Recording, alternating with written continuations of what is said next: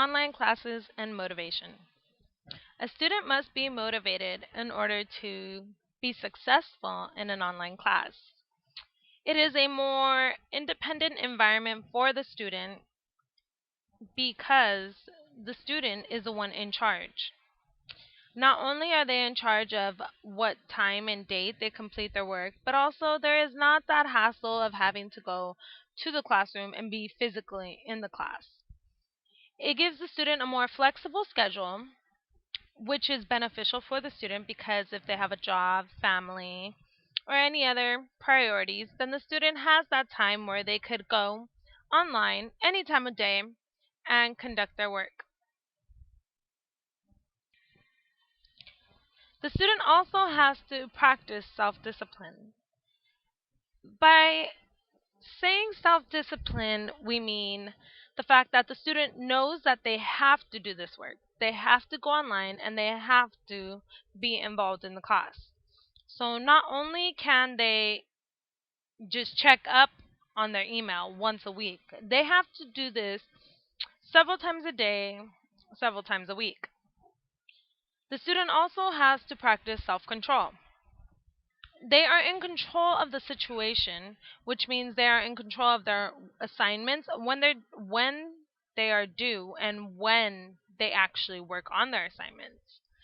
But also they have to control themselves, which means they have to know when they're going to do their work and know that they're going to actually complete the course.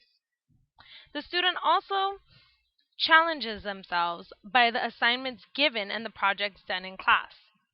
See, it's very different from the class being physically there because the student can actually go one on one with the instructor and ask if they could show them how to do it.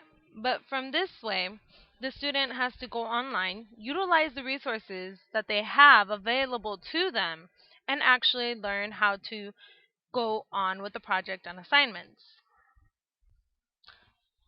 Now we're talking about online classes and dedication. Now, the dedication it takes for a student to actually go through with an online class is a lot. See, the student has to avoid procrastination, which means you can't just say, okay, I'm going to do this assignment, but I'll work on the rest of it later and never come back to it. And the student has to learn how to work on their time management skills.